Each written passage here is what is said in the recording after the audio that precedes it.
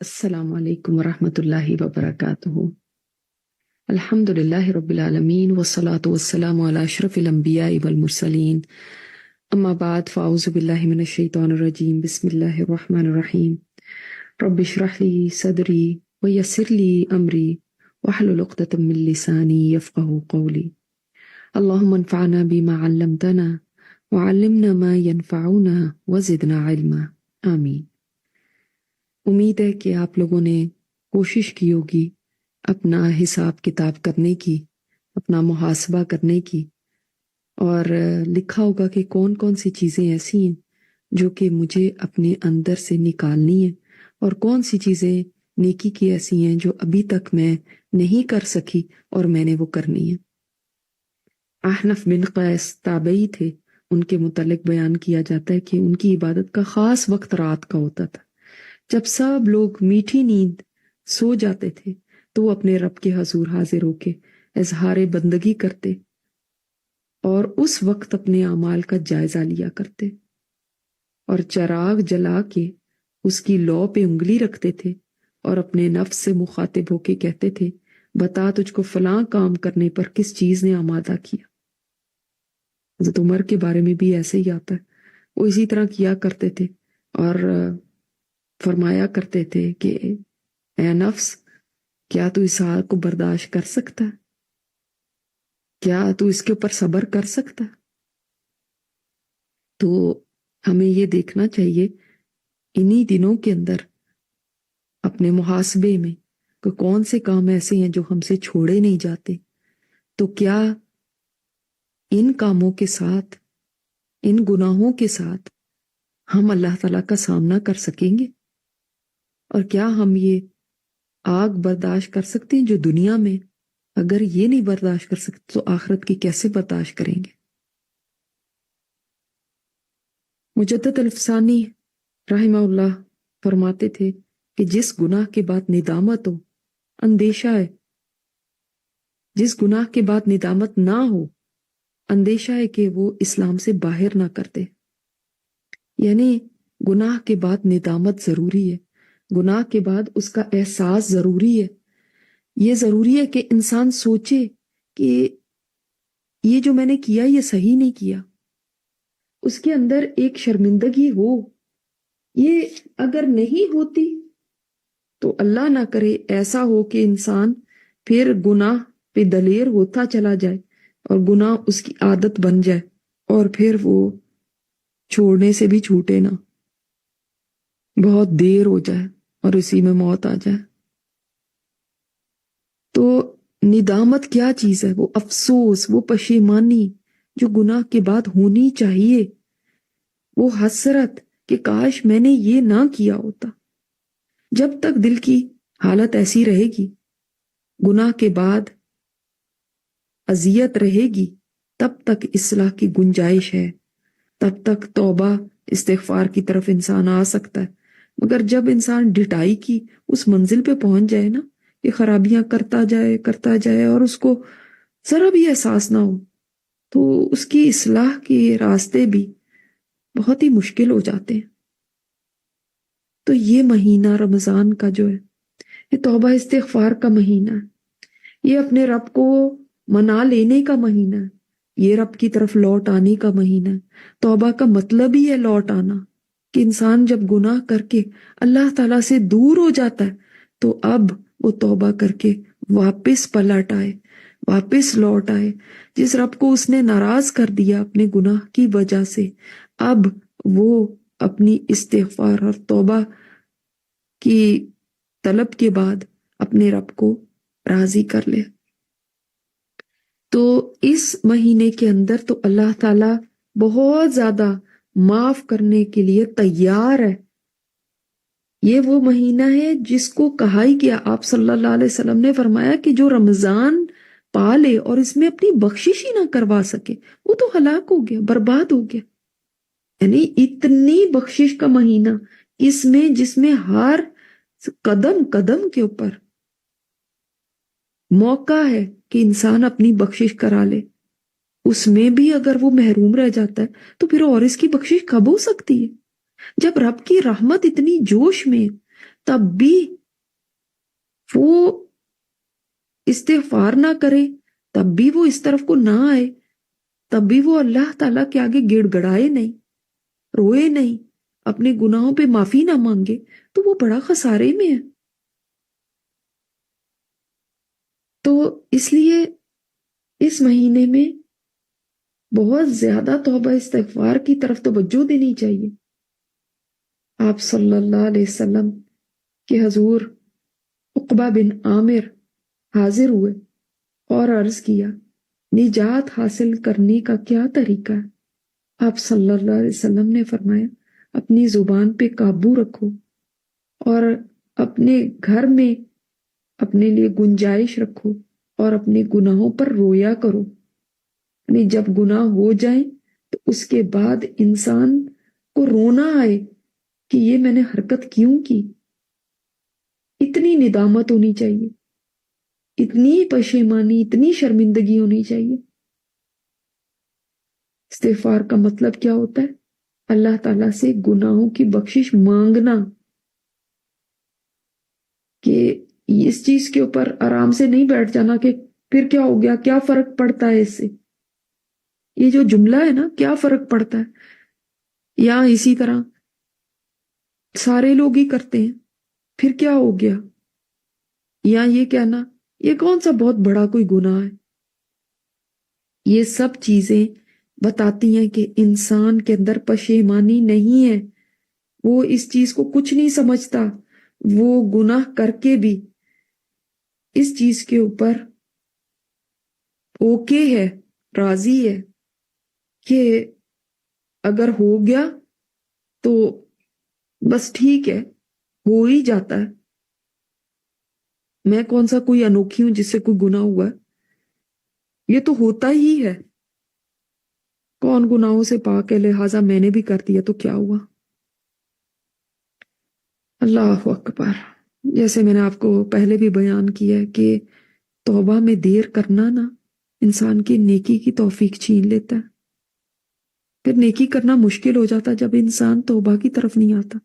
وہ اپنے گناہوں کے اوپر اگر پشیمان ہی نہیں ہے، وہ گناہوں کے اوپر روتا ہی نہیں ہے، تو پھر نیکی بھی اس کے لیے مشکل ہوتی جاتی ہے، اس لیے کہ اب گناہ اس کے لیے کوئی بڑی بات ہی نہیں رہ گئی۔ تو گناہوں کو بڑا سمجھنا چاہیے، کسی گناہ کو نہ سوچیں کہ یہ بہت چھوٹا ہے، اس سے کیا فرق پڑتا ہے، اور میں نے کون سا کوئی کبیرہ گناہ کر دیا۔ ہم تو کبیرہ کے اوپر ہی سوچتے ہیں، حالانکہ یہ نہیں سوچتے کہ گناہ چاہے چھوٹا ہو لیکن یہ تو دیکھیں کہ کتنے بڑے رب کی نافرمانی ہے یہ، اور ہمیں ہماری چھوٹی موٹی کوئی ادھر ادھر نیکی ہم نے کر لی ہو تو وہی تسلی دیتی رہتی ہے کہ میں وہ نیکی بھی تو کرتی ہوں، اگر گناہ بھی کر لیا ساتھ ساتھ تو کیا ہو گیا۔ ایسے ہی ہے جسے انسان اچھا کھانا بھی کھائے اور ساتھ زہر کی چٹکی بھی بھرتا جائے تو زہر ایک دن اس کو مار دے گا۔ تو اب وہ اچھا کھانا کھا رہا ہے لیکن اس کو بھی وہ ضائع کر دے گا اگر وہ ساتھ زہر بھی کھاتا جائے گا۔ تو یہ گناہ، بعض گناہ تو ایسے ہوتے ہیں وہ نیکیوں کو چاٹ جاتے ہیں، نیکیوں کو ختم کر دیتے ہیں۔ تو ایسے گناہوں سے بچنا چاہیے، اور ایون نیکی بھی کر رہے ہوں تب بھی نیکیوں کے اوپر کوئی غرور نہ ہو۔ آپ صلی اللہ علیہ وسلم نے ہر نماز کے بعد، سلام پھیرنے کے بعد ہم کیا کہتے ہیں، کیا سکھایا؟ اللہ اکبر، اور اس کے بعد 3 دفعہ استغفر اللہ استغفر اللہ استغفر اللہ۔ کیوں؟ ہم نے نماز ہی تو پڑھی ہے، کون سا کوئی گناہ کیا؟ ہم تو کوئی گناہ دیکھ کے کہتے نا استغفر اللہ، کیسا گناہ کریں، تو ابھی ہمیں کیا ضرورت ہے کہ ہم استغفار کریں؟ دراصل کوئی بھی نیکی جو انسان کر لیتا ہے وہ بھی پتہ نہیں کتنی کمیوں کوتاہیوں کے ساتھ ہے، کتنی دفعہ نماز میں ادھر ادھر خیال بھٹکتا ہے، دھیان بٹتا ہے۔ تو کوئی بھی نیکی اس طرح سے نہیں ہم کر پاتے جیسے اللہ تعالیٰ کی شان کے لائق ہے، تو اے اللہ ہمیں معاف کر دے، یہ تیری شان کے لائق نہیں۔ دوسری یہ بات کہ نیکی کی ہے، اس میں میرا کوئی کمال نہیں ہے، اے اللہ تیری ہی دی ہوئی توفیق سے ہی کی ہے، تو اپنی بڑائی کا احساس نہ کہیں آنے پائے کہ میں تو بہت بڑی چیز ہو گئی، بلکہ نیکی کرنے کے بعد بھی یہی احساس رہے کہ اللہ تو نے کرا دی، تیرا شکر ہے، میں کہاں اس قابل ہوں، مجھے معاف کر دے، میں تو بڑی گناہ گار ہوں۔ تو لہٰذا نیکی کے بعد بھی، ایون حج کے بعد بھی اللہ تعالیٰ نے کیا فرمایا؟ ثم افیضوا من حیث افاض الناس واستغفروا اللہ۔ جب آپ لوٹو تو پھر وہیں سے لوٹو جہاں سے لوگ لوٹتے ہیں، اور کیا سورہ بقرہ میں استغفار کرو۔ حج پہ استغفار کریں، حج کے بعد، حج تو بڑا نیکی کا کام ہے، عبادت کر رہے ہیں، کس بات پہ استغفار کریں؟ تو نیکی کے بعد بھی استغفار کی ضرورت رہتی ہے، کیونکہ ہماری نیکی کبھی بھی اتنی اچھی نہیں ہوتی کہ ہم کہیں کہ بہت مطلب اعلیٰ پائے کی ہم نے نیکی کر دی اور اس سے بڑھ کے کیا اور چیز ہو سکتی تھی۔ نہیں، اس میں بھی کمیاں، اس میں بھی کوتاہیاں۔ تو ہمیشہ نیکی کر کے بھی اللہ تعالیٰ سے بخشش کا سوال کرتے رہیں، اور گناہوں کے بعد تو ہمیشہ ہی معافی مانگنی ہے، اور کبھی گناہوں کو ہلکا نہ سمجھیں۔ آپ صلی اللہ علیہ وسلم نے فرمایا، مومن اپنے گناہوں کو ایسے دیکھتا ہے جیسے پہاڑ کے نیچے بیٹھا ہو، کہ اس کو ڈر ہے کہ پہاڑ اس پر آ گرے گا، اور بدکار اپنے گناہوں کو ایسے دیکھتا ہے جیسے ناک پہ بیٹھی ہوئی مکھی، کہ بس ایسے اشارے سے اڑا دوں گا۔ تو جو واقعی مومن ہے نا، وہ تو اپنے ایک ایک گناہ سے لرزاں رہتا ہے کہ کہیں اس کا عذاب میرے اوپر نہ آ پڑے۔ وہ ڈرتا رہتا ہے کہ اس دنیا میں بھی کہیں میرے اوپر عذاب نہ آ جائے، اور آخرت میں کہیں اس کی وجہ سے میں ناکام نہ ہو جاؤں۔ اس کو گناہ ستاتا ہے، کوئی بدعملی ہے وہ اس کو چین سے نہیں بیٹھنے دیتی، وہ بے خوف نہیں ہوتا کہ عذاب کی پرواہ نہ کرے، بلکہ ہمیشہ نادم رہتا ہے۔ اللہ اکبر! ندامت بھی توبہ کی ایک قسم ہی ہے۔ ندامت نہیں ہوگی تو پھر توبہ کیا؟ ندامت ہونی چاہیے، پشیمانی ہونی چاہیے۔ تو توبہ استغفار کرتے رہیں۔ آپ صلی اللہ علیہ وسلم دن میں 70 سے 100 مرتبہ توبہ کیا کرتے تھے، اور جبکہ آپ صلی اللہ علیہ وسلم سے کامل انسان کوئی اور نہیں، اور ہم نے تو پتہ نہیں کتنے ایسے گناہ کیے ہیں جن کا ہمیں یاد تک نہیں۔ بعض یاد ہے، بعض تو یاد بھی نہیں ہوتے کہ کتنے کر چکے ہیں۔ اسی لیے اگلے پچھلے تمام گناہوں کے اوپر اللہ تعالیٰ سے معافی مانگنی چاہیے، جانتے بوجھتے جو کیے اور جو انجانے میں کیے ان پہ بھی معافی مانگنی چاہیے، جو بھول گئے اور جو یاد ہیں ان کے پر بھی معافی مانگنی چاہیے۔ تو اس لیے معافی کو اپنا معمول بنا لیں کہ ہم نے توبہ استغفار کرنی ہے، اور کبھی نہ ایسے سوچیں کہ اینڈ میں جا کے توبہ کر لوں گی، بعد میں توبہ کر لوں گی، کوئی وقت آئے گا جو ہم نے اپنے ذہن میں رکھا ہوا ہے اس وقت توبہ کر لوں گی۔ تو توبہ میں جلدی کیجیے۔ اللہ تعالیٰ کی جناب میں تو ایک بھی نافرمانی نہیں کرنی چاہیے، جتنے اس کے احسانات ہیں ہمارے اوپر۔ ہمیں تو ہر وقت اس کی عبادت میں لگے رہنا چاہیے تھا۔ ہمارا مقصد حیات ہی یہی ہے کہ ہم اللہ تعالیٰ کی عبادت کریں، مگر ہم نہیں کر پاتے، بہت سی کمیاں ہیں ہمارے اندر، تو ہم بخشش کا سوال تو کرتے ہی رہیں۔ آپ صلی اللہ علیہ وسلم نے فرمایا، جو انسان چاہتا ہے قیامت کے دن وہ اپنا نامہ اعمال دیکھ کے خوش ہو جائے، اس کو چاہیے کہ توبہ استغفار زیادہ کرے۔ تو اگر ہم چاہتے ہیں نا کہ اس دن ہم اپنی بک کھولیں تو اس کے اندر ہم دیکھ کے اعمال کو خوش ہو جائیں، تو توبہ استغفار کو زیادہ بڑھا دیں۔ اور اگر بھول جاتا ہے تو ایک وقت باندھ لیں دن میں کہ میں نے اس وقت توبہ ضرور کرنی، چاہے وہ آپ رات کا آخری حصہ لے لیں، دن کا کوئی وقت ایسا لے لیں جس میں کہ آپ فوکس کر سکتے ہوں، جس میں کوئی ادھر ادھر سے ڈسٹرب کرنے والا نہ ہو، اس وقت توبہ استغفار کریں۔ تو اس لیے توبہ استغفار میں ہمیشہ جلدی کرنی چاہیے، اور ایک وقت اگر باندھا ہوگا تو ضرور آپ اس میں توبہ کر لیا کریں گے، اور پھر اس طرح سے یہ نہیں ہوگا کہ پتہ نہیں آخری دن تک اپنے لگے رہے، کہ آخری دن آ جائے زندگی کا اور اس وقت خیال آئے کہ توبہ میں نے کرنی تھی اور بھائی مجھے تو توبہ کی مہلت ہی نہ ملی۔ نہیں، اگر روزانہ کی عادت ہوگی نا تو دنیا سے جانے کے وقت میں بھی آپ توبہ کر پائیں گے انشاءاللہ۔ آپ اس وقت بھی پاک صاف ہوں گے گناہوں سے، کیونکہ آپ نے اس دن میں توبہ کی ہوگی۔ اور یہ بھی تو دیکھیں نا کہ یہ نہیں ہمیں پتہ کہ کون سا لمحہ قبولیت کا ہو جائے، تو ہم جس وقت توبہ استغفار کرتے ہیں ہو سکتا ہے وہی دعاؤں کی قبولیت کا ٹائم ہو، اور اس وقت ہم دعا کر کے یہ استغفار مانگ کے گناہوں کی معافی چاہ کے اللہ تعالیٰ سے اور کامیابی حاصل کر لیں اور گناہوں سے پاک صاف ہو جائیں۔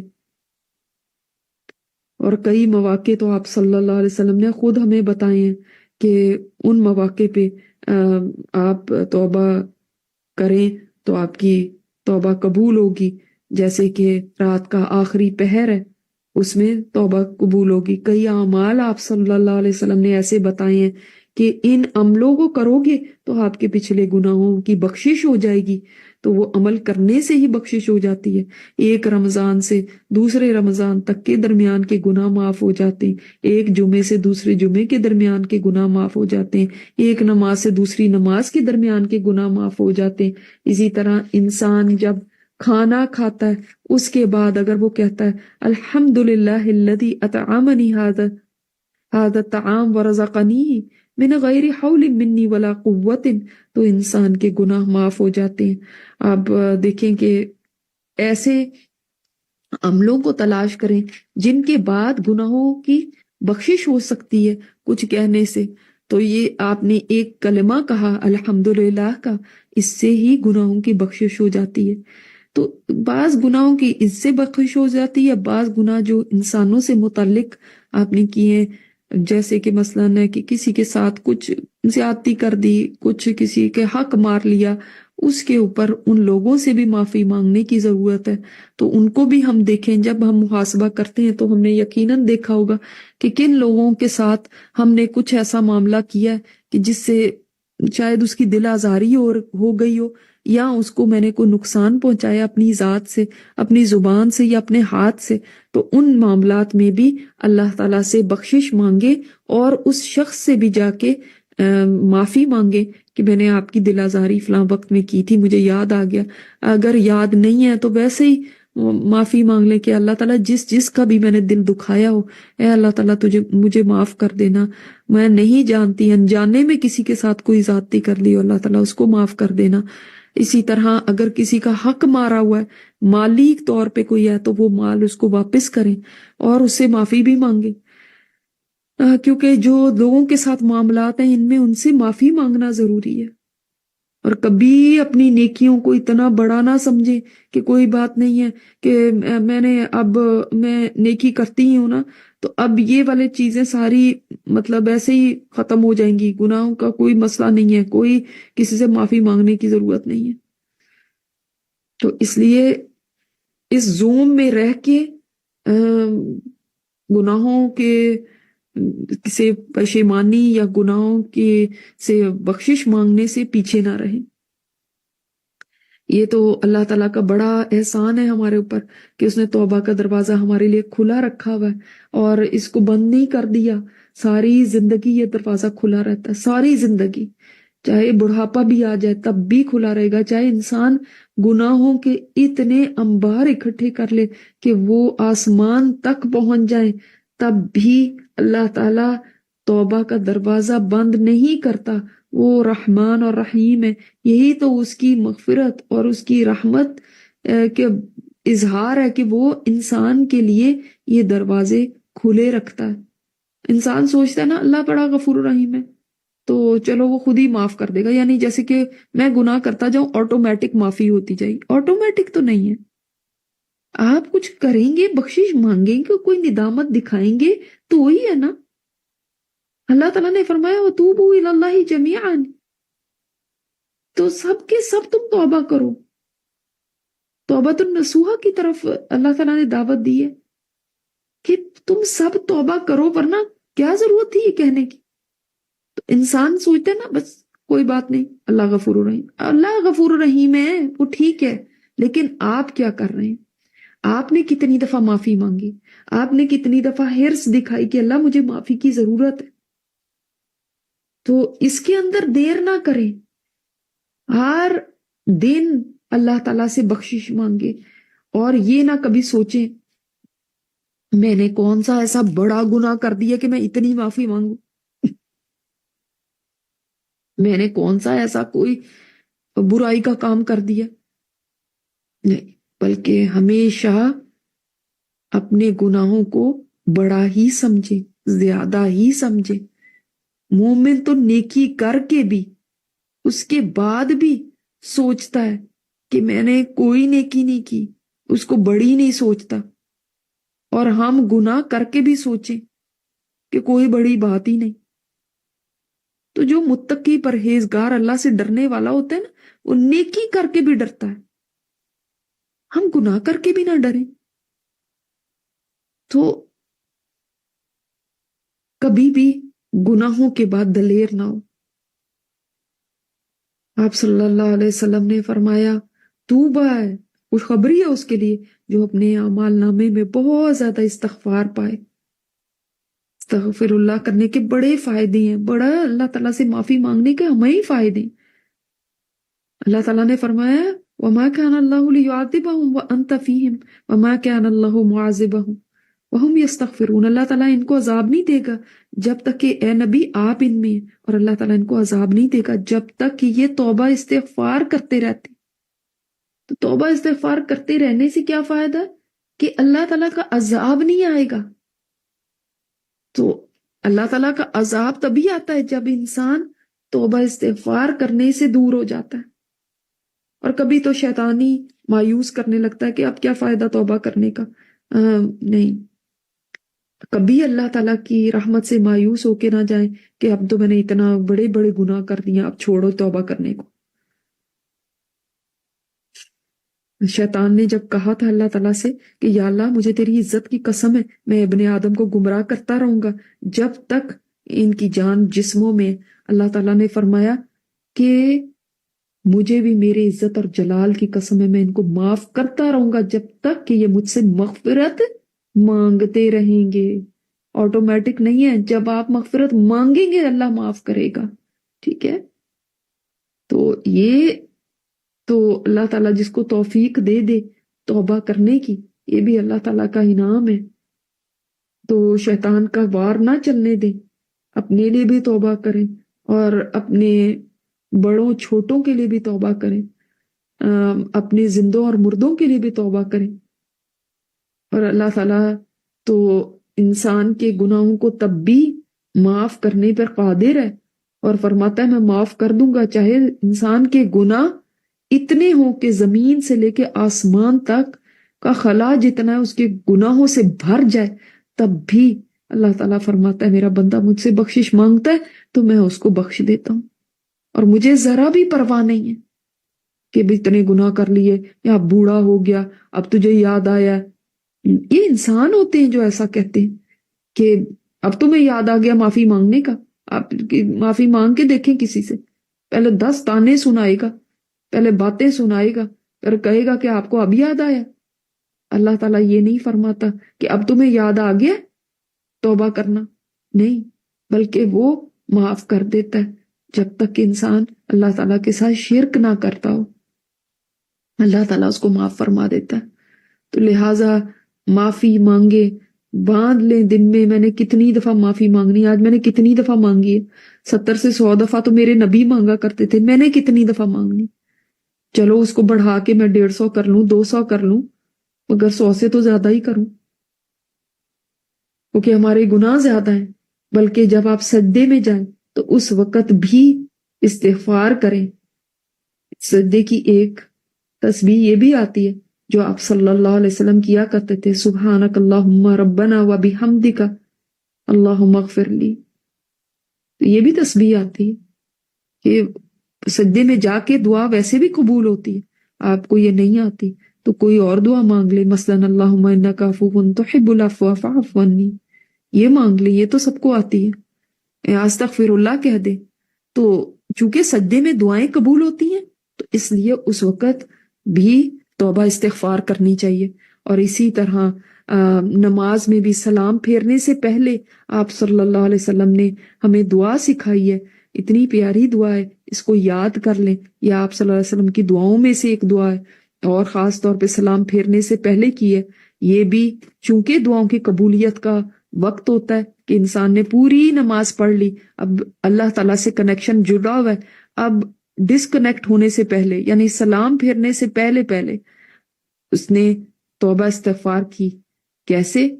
اللہم انی ظلمت نفسی ظلما کثیرا، اے اللہ میں نے اپنی جان پہ بہت ظلم کر دیا۔ گناہ کر کے انسان ظلم ہی کرتا ہے۔